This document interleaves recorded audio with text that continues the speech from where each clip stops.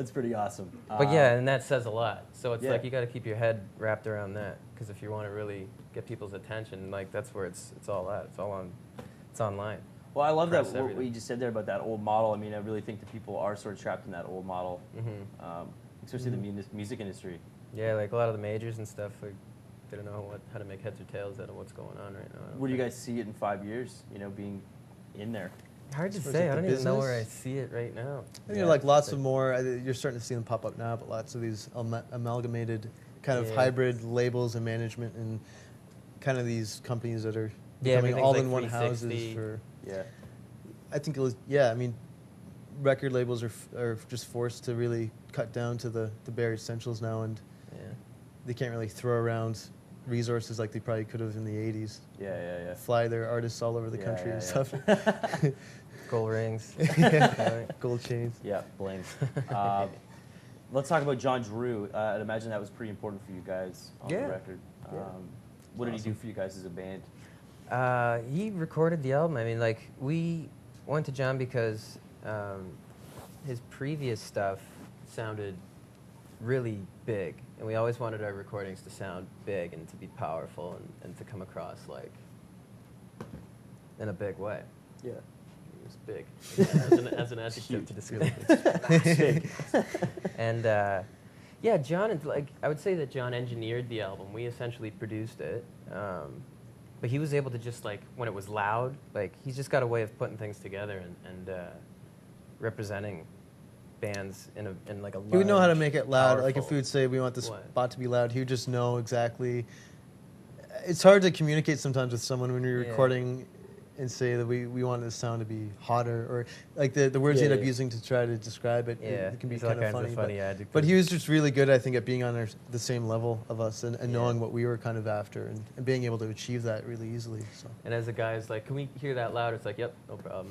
And it's not like you're not fighting with an engineer or somebody or like a producer who's like, I want to do it this way. It's like, Right. can we hear that louder or whatever? And he does it. Like, he was really, really good to work with. Did you guys pursue him, or did he?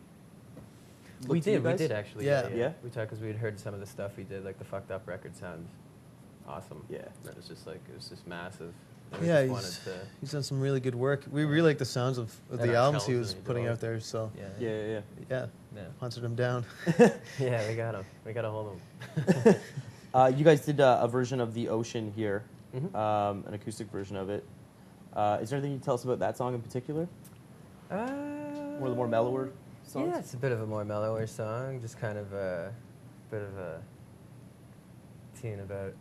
I don't really like to describe tunes like lyrically or where I was at when I was writing. I just kind of like people to like listen to them and take something out of them. Hopefully, they can connect to them in one way or another. Are you okay when they're out in the wild like that? Oh yeah, you have to be. I mean, I think where we're at now, I'm the most comfortable with what I've been putting out lyrically than I ever have been, because it feels like really real. You know, it's kind of like, I'm happy with it. So Well, I didn't used to honesty focus as hasn't. much on lyrics and things like that. It was more like music, like let's make some wild rock and roll music that'll bowl people over in clubs. And now it's more like we still have that aspect and element to what we do, but we're focusing a little bit more on songwriting. You know, so. No crazy stories about the honesty biting you in the ass at all? No crazy exes or anything like that? crazy exes, Real life, yeah. you can say, I don't know, real life influences probably by nature, but not. Sure. Yeah, I mean, there's real life influences in everything you do, like, but yeah, not so much literal. I mean, some things are a little bit more literal than others, but nothing that's just like, this is what happened to me on Saturday, and it was the worst thing ever, or whatever. diary. yeah. There's nothing too like straightforward, but yeah, I just kind of like to paint pictures with lyrics and stuff like Tell that. stories. Stories, yeah. Not necessarily like they can be about anything. You know, that's what I like about songs and about creating and doing stuff like that, is you can do stuff that is out of the ordinary. You can do something that doesn't happen, or you can create something, or, you know, it's like, rather than being literal or just, you know. Yeah. And then once it's out there, somebody else take it in a completely different. That means something totally different to them. Yeah, I heard somebody wrote. there was a review about. I think it was like Ghost in the Park, and they It was wrote about something selling drugs or something. selling drugs, and so I was like, that's hilarious. And it was like, because it's not what it was about at all, but it was just like, yeah, they That's interpret kinda it cool. as like People selling drugs out of like a like a city park or something. It's pretty It's like, badass. yeah, it is pretty bad. And that's how it's coming across. That's all right, but I mean,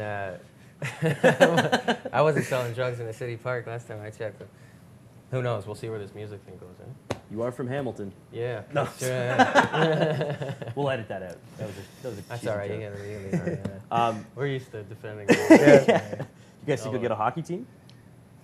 We'll see how that goes. We're working on it. Yeah.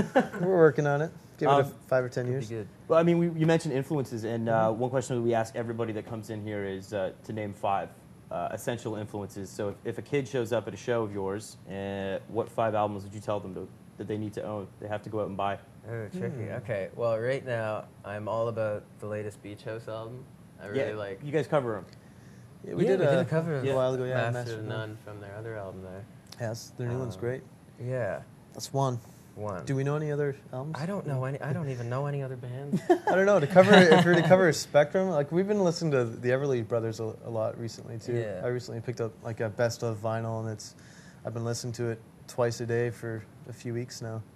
I'm into this band, The Best Coast. They're a really cool band. Cool. Like really like garagey, surfy. Yeah, I really like that. Cool. I think they got an EP out right now.